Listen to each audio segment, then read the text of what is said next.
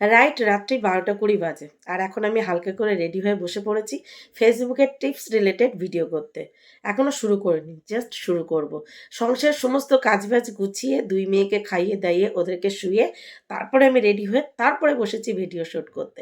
অনেক আত্মীয়স্বজন বন্ধুবান্ধব ভাবে যে আমি হয়তো কোনো কাজবাজ করি না, সারাদিন শুধু ভিডিও শ্যুট করি। তেমনটা কিন্তু একদমই না। আমি আমার ভিডিও শ্যুটের কাজবাজ এই রাত জেগেই করি। সমস্ত টাইমে রাত জেগেই করি। যখন 2 মেয়ে ঘুমিয়ে যায়, তখন আমি বসে, বসে আমার ফেসবুকে টিপস রিলেটেড ভিডিও করি। তারপরে কি এডিট করি, তারপরে গিয়ে ঘুমাতে যাই। তারপরে আবার সকালে নির্দিষ্ট টাইমে ঘুম থেকে উঠি, সংসারের সমস্ত কাজবাজ করি।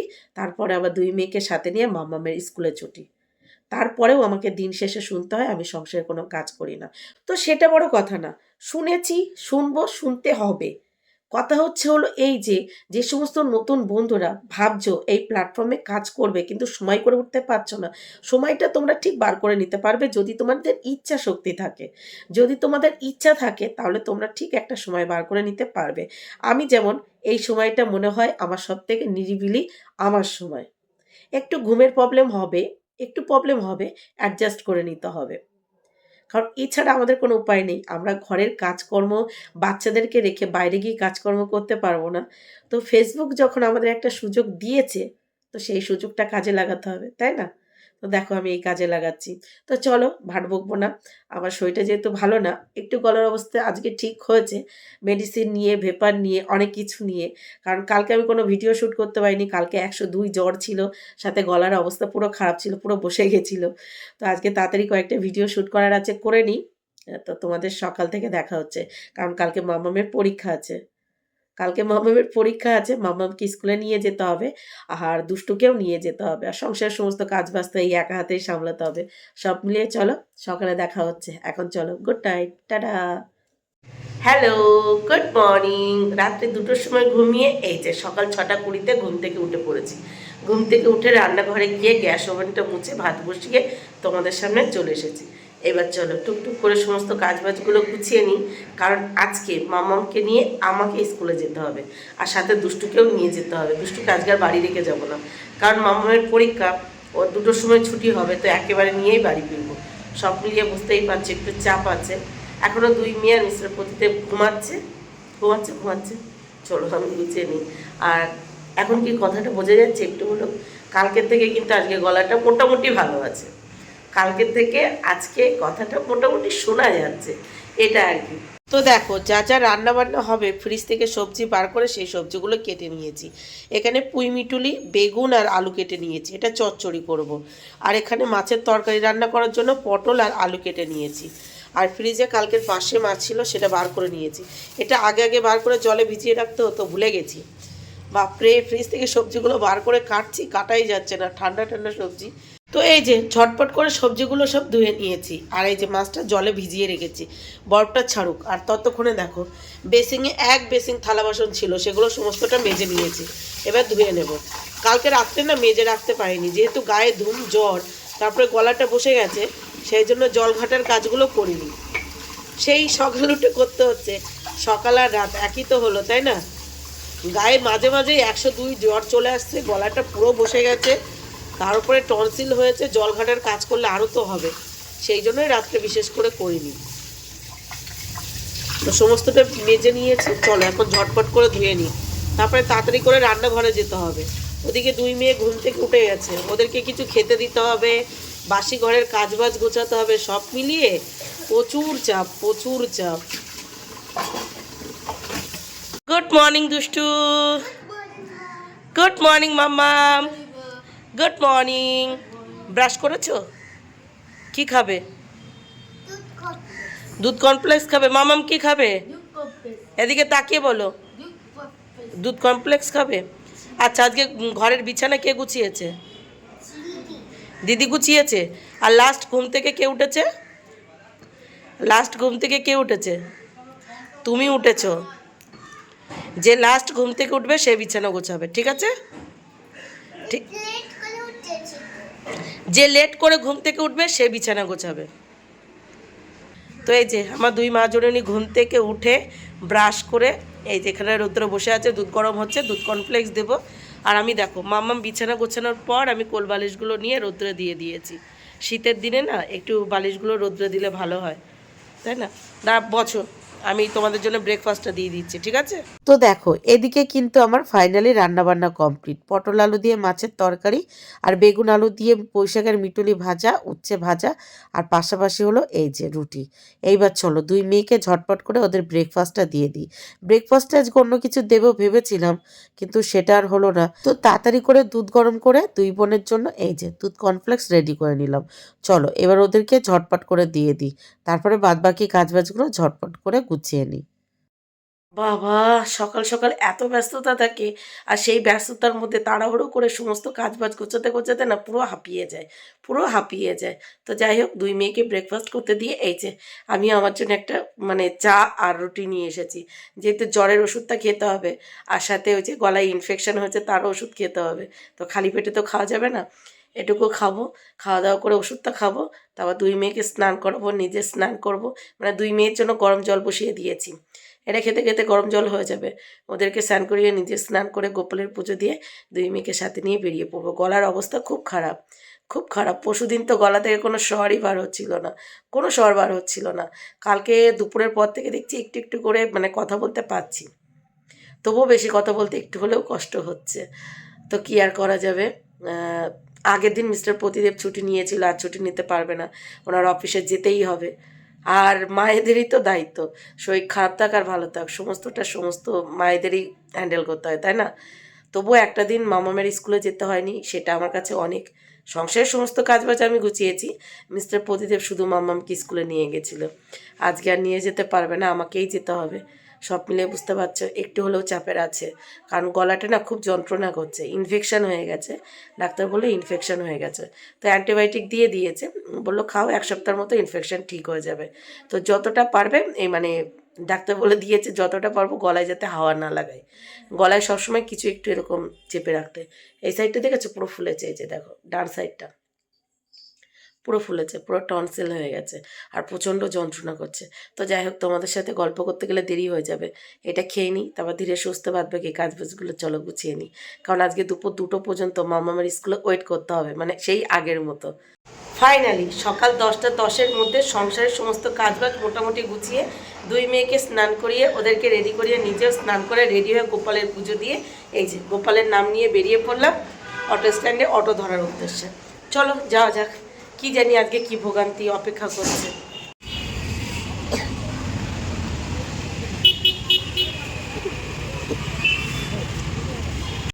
সকাল সকাল সব ঠিক আছে, তবে সব থেকে বড় কষ্টকর কি জানো, যেদিন যেদিন মামামের স্কুল থাকে সেটা হলো এই 15 মিনিটের হাঁটা পথ। এটার জন্য শেষ হতে চায় না, মানে কি বলবো, তাড়াহুড়ো থাকে, তার মধ্যে এত হাঁটাহুটি একদম ভাল লাগে না। তো যাই হোক, আজকে অটো স্ট্যান্ডে কি বেশিক্ষণ দাঁড়াতে হয়নি, গিয়েই অটো পেয়ে গেছিলাম। আর অটো ধরে বেহালা থানা, তারপরে এই থানা থেকে 15 মিনিটে হাঁটা পথে হাঁটছি। যেদিন যেদিন দুষ্টু আসে সেদিন সেদিন একটু বেশি প্রবলেম হয়ে যায়, কারণ ও তাড়াহুড়ো করে হাঁটতে পারে না, হোঁচট খেয়ে পড়ে যায়। হাত যদি ছেড়েছি তাহলে পড়ে যাবে, এত তাড়াহুড়ো করে হাঁটতে পারে না। আর ওকে যদি হাত ধরে নিয়ে যেতে হয়, আমি আবার জোরে হাঁটতে পারি না, সেই জন্য একটু প্রবলেম হয়ে যায়। কী আর করা যাবে, ছোট মেয়ে। ওর যখন 18 মাস বয়স, মানে 2 বছর হয়নি, তখন থেকে দিদির স্কুলে আসছে, তখন থেকে 18 মাস বয়স, বুঝতে পারছো? তখন ঠিকঠাক করে মানে ভালোভাবে হাঁটতে পারে না, তখন থেকে দিদির স্কুলে আসছে। 3 বছর পর্যন্ত দিদির স্কুলে এসেছে, 1 বছর বাড়িতে ছিল। সরি, 3 বছর পর্যন্ত না, 4 বছর। 18 মাস থেকে 4 বছর বয়স পর্যন্ত দিদির স্কুলে এসেছে, এসে বসে থাকতো, দিদিকে নিয়ে বাড়ি যেত। 1টা বছর শুধু ওকে বাড়ি রেখে আসছি, আর আমিও সেই জন্য বাড়ি চলে যাচ্ছি। মেয়েটা আমার খুব কষ্ট করেছে, খুব কষ্ট করেছে, বুঝতে পারছো? 18 মাস বয়স যখন, তখন দিদির স্কুলে আসতো, দিদিকে স্কুলে ছেড়ে আমার সাথে দিদির জন্য অপেক্ষা করতো, আবার দিদিকে নিয়ে আবার বাড়ি ফিরতো। 1টা বছর আর নিয়ে আসি না, এখন একটু বড় হয়েছে তো বাড়ি রেখে আসি। আমি মামামিকে স্কুলে ছেড়ে বাড়ি যেতাম। চলো চলো তাড়াতাড়ি যাই, দেরি হয়ে যাচ্ছে। আসো মা। আর একজন দেখো কত আগে আগে চলে যাচ্ছে, সত্যি তো দুষ্টু, যাবো কত দিয়ে? চলো এই পাশ দিয়ে মনে হয় যাওয়ার পথ আছে, আর ঠিক যাওয়ার পথ আছে, দেখেছো? এই যে কাজ হচ্ছে, এই যে এই পাশ দিয়ে যাওয়ার পথ আছে, দেখো কি অবস্থা, জল ফল। কি লিখছো দুষ্টু? দিদির হোমওয়ার্ক করছো? লিখছোটা কি? ম্যাথ লিখছো? আচ্ছা লেখো। তোমার ঠান্ডা লাগছে নাকি? ঠান্ডা লাগছে? বলো 18 মাস বয়স থেকে পাক্কা 4 বছর বয়স পর্যন্ত এখানে তুমি ছোট থেকে বড় হয়ে গেছো, বুঝেছো? যখন তোমার 18 মাস বয়স, তোমাকে কোলে নিয়ে এখানে বসে থাকতাম, এখানে কোলে নিয়ে এরকম পাট এরকম তোলাতাম, দুলিয়ে দুলিয়ে তোমাকে ঘুম পাড়াতাম। তারপর তোমার 18 মাস থেকে 2 বছর হলো, 2 বছর থেকে 3 বছর হলো, 3 বছর থেকে 4 বছর হলো, তারপর থেকে তোমার আর দিদির স্কুলে আসতে হয় না। অনেক লড়াই করেছে তুমি, অনেক ভালো মেয়ে। নাও লেখো লেখো লেখো। গুড গার্ল আমার। দেখো ওখানে যে লেখাগুলো দেখতে পাচ্ছ, যখন দুষ্টু ছোট ছিল এখানে এসে বসতো, ওই যে ওই লেখাগুলো দুষ্টুর লেখা, ওই যে ওই লেখা দুষ্টুর লেখা, দেখো। যখন সবে সবে পেন্সিল নিয়ে আসতাম ওর জন্য। তো এই যে মামামের স্কুলে পৌঁছে মামামকে ক্লাসে ছেড়ে দুষ্টুকে সাথে নিয়ে বসে আছি। দুষ্টু ও দিদি মানে টিউশন দিদির হোমওয়ার্ক করছে, আর আমি দেখিয়ে দিচ্ছি। চলো বেশিক্ষণ না, মানে দুপুর 2টো পর্যন্ত ওয়েট করতে হবে। দুপুর 2টোর সময় মামামের ছুটি হবে, তারপর 2 মেয়েকে সাথে নিয়ে বাড়ি ফিরবো। এই জায়গাটা না ঠান্ডার সময় বসলে প্রচণ্ড ঠান্ডা লাগে, এত ঠান্ডা এই জায়গাটা। গরমের সময়ও এত সুন্দর ঠান্ডা ওয়েদার, মানে ভালো লাগে আর কি। চলো চলো তাড়াতাড়ি করো না, তাড়াতাড়ি করো না। গুড গার্ল আমার, সত্যিই দুষ্টু গুড গার্ল। ওর নাম দুষ্টু তো কী হয়েছে, হয়তো দুষ্টুমি করে, কিন্তু লক্ষ্মী মেয়ে আমার। ও যদি হেল্প না করতো তাহলে আমার লড়াইটা আরও বেশি কঠিন হতো, অনেক কঠিন হয়ে যেত। 18 মাস বয়স, বুঝতে পারছো? যখন ওর 18 মাস বয়স তখন থেকে দিদির স্কুলে আসছে। তখন কথা বলতে শেখেনি, তখন ভালোভাবে কথা বলতে শেখেনি, ওই 2-1টা শব্দ মুখ দিয়ে বার করতো। তো এখানেও ছোট থেকে বড় হয়ে গেছে। তো আশেপাশে যারা আছে বা স্কুলে যারা আসে তারা বলে আমরা দুষ্টুকে ছোট থেকে বড় হতে দেখছি, মানে দেখছি একদম নেদা অবস্থা থেকে দেখছে। তো যাই হোক চলো, ও লিখছে, লিখুক, তারপরে একটু নিচ থেকে কিছু খাইয়ে নিয়ে আসবো। কি খাবে? কচুরি। কচুরি 12টার পরে আর কচুরি থাকে না। লুচি খাবে? আচ্ছা তাহলে তুমি লেখো, আমি দেখি পাই কিনা। এবার কি লিখছো? কি লিখছো? বুঝতে পারোনি? আচ্ছা তুমি যে লিখছো বলো তো এটা কি? কি এটা? ছ। আর এটা কি? এটা ইউ। তাই? আর এটা, এই যে এটা কি লিখেছো? তাই? ওটা ঠ। বাহ, সুন্দর লিখেছো তো তুমি। আমার দুষ্টু বুড়ি তো সুন্দর লিখেছে। নাও, ম্যাথ হয়ে গেছে, এবার বেঙ্গলি হয়ে গেলে তারপরে কি করবে? ইংলিশ করবে, ব্যাস। তারপর আমি যদি নিচে নিয়ে যাবো, যদি কচুরি থাকে খাওয়াবো, ঠিক আছে? নাহলে অন্য কিছু কিনে দেবো, ঠিক আছে? নাও চটপট লিখে নাও। আমার কেমন গায়ে জ্বর জ্বর লাগছে, দেখো গলাটা আরও বেশি করে বসে গেছে, আবার গলাটা বসে গেছে, কি আর করা যাবে। তো মেয়ে আমার খুব ভালোভাবে সব হোমওয়ার্কগুলো করে নিয়েছে, ম্যাথ, বেঙ্গলি, ইংলিশ। তো এখন ওকে খাওয়াতে নিয়ে যেতে হবে, বলেছিলাম যদি ভালোভাবে হোমওয়ার্কগুলো করে নাও খাওয়াবো, তো নিয়ে যাচ্ছি। আর রোদ্রে এসেছি তো এখন ভালো লাগছে, দেখো না গলাটা আবার বসে গেছে, আবার জ্বর জ্বর লাগছে, মাথা ধরাচ্ছে, ভালো লাগে না। নিয়েছো দুষ্টু? অলিও বিস্কুট নিয়েছো? কচুরি নেই, দোকান বন্ধ হয়ে গেছে, তাই? চলো। আমি তো বলেছিলাম আগে হোমওয়ার্ক করবে তারপরে দেব, দেওয়ার পরে যদি তুমি হোমওয়ার্ক না করতে তো কি হয়েছে? তুমি তো বিস্কিট লাভার, তুমি তো বিস্কিট লাভার, তুমি তো বিস্কিট খেতে ভালোবাসো। না, চিপস খেতে হয় না, চিপস খেলে পেটে ব্যথা করবে। চলো, রৌদ্র দাঁড়াবে না, ওপরে যাবে, ওপরে যাবে, চলো চলো। বিস্কিট লাভার, বিস্কিট লাভার, বিস্কিট। এই যে আমার কি লাগবে তোমাদের? হ্যাঁ, তোমরা 2 বোন তো 2 বোনের মতো চলে যাচ্ছ, আমার কি লাগবে? দেখো দিদি বোনকে কত সুন্দর করে হাত ধরে গার্ড করে নিয়ে যাচ্ছে, কত ভালো দিদি। আর পচা বুনু শুধু দিদিকে মারে, আর দিদি কত ভালোবাসে বুনুকে। তো মামামের পরীক্ষা ছুটি হয়ে গেছে, তো মামামের স্কুল ছুটি হয়ে গেছে, এখন দেখো বাড়ির উদ্দেশ্যে রওনা দিয়ে দিয়েছি, গলি দিয়ে বাড়ি যাচ্ছি, একটু শর্টকাট রাস্তা নেওয়ার জন্য। শর্টকাট নিই বলে হাঁটা পথ 15 মিনিট লাগে। যদি শর্টকাট না নিতাম তাহলে বেহালা থানা থেকে মামামের স্কুল হাঁটা পথ কতক্ষণ লাগতো জানেন? প্রায় আধ ঘন্টার কাছাকাছি লেগে যেত। যেহেতু শর্টকাট অলিগলি দিয়ে যায় সেই জন্য 15 মিনিট লাগে। তো যাই হোক, বাড়ি পৌঁছে গেছি। চলো, প্রচণ্ড জোর খিদে পেয়ে গেছে, এবার খাবো, এবার যা করবো দেখতে পাবে। চলো। এই যে ঘরে ঢুকে দুই মেয়ে চেঞ্জ করে হাত মুখ ধুয়ে নিয়েছে, আর আমি চেঞ্জ করে ঘর বারান্দা ঝাড়ু দিয়ে হাত মুখ ধুয়ে তিনজন মিলে একসাথে খেতে বসে পড়েছি। তো ফাইনালি খাওয়া দাওয়া কমপ্লিট। খাওয়া দাওয়া কমপ্লিট করে খাওয়া দাওয়ার পর যে সমস্ত কাজবাজগুলো থাকে সেগুলো গুছিয়ে উঠতে উঠতেই দেখো 4টের কাছাকাছি বেজে গেছে। 4টের কাছাকাছি কি, 4টা বাজতে জাস্ট 3 মিনিট বাকি, জাস্ট 3 মিনিট বাকি। তো খাওয়া দাওয়া কমপ্লিট করে দুই মেয়েকে বলেছিলাম হাত মুখ ধুয়ে তোমরা শুয়ে পড়ো। বলেছি, ও মা, সাথে সাথে দেখছি দুই মেয়েই ঘুমিয়ে গেছে। দুই মেয়েই ঘুমিয়ে গেছে। আমি খাওয়া দাওয়া করে মানে কমপ্লিট করে যে সমস্ত কাজ বাজ মানে একটু থালা বাসনগুলো মাজা, ঘর বারান্দা মুছা, ওগুলো করে ঘরে এসে দেখি দুই মেয়ে ঘুমাচ্ছে। তো কি আর করবো। তা আগের দিন মিস্টার প্রতিদেব একটা বেদানা নিয়ে এসেছিল, তো বাইরেই রাখা ছিল, কেমন একটা হয়ে যাচ্ছিল। তো উনি বক বক করছে, কি বেদানাটা কিনে এনেছি, খাবে না নাকি, শুকিয়ে যাচ্ছে, এই হচ্ছে ওই হচ্ছে। তো ছাড়িয়ে নিয়ে এসেছি দেখো। তো দুই মেয়ে ঘুমিয়ে গেছে, ওদের আর ডাকবো না। আমি কিছুটা খাবো আর দুই মেয়ের জন্য কিছুটা রেখে দেবো। ওরা মানে দুই মেয়ে বেদানা খেতে অতটা পছন্দ করে না, সেই জন্যই পড়ে পড়ে নষ্ট হচ্ছিল। ছাড়িয়ে নিয়েছি, এবার খাওয়া হয়ে যাবে। ছাড়ানোর আলিশিতে খাওয়া হয় না, বিশেষ করে এই বেদানাটা যে ছাড়াচ্ছি, ছাড়াবো, পরে খাবো, এই করবো ওই করবো করে হয় না।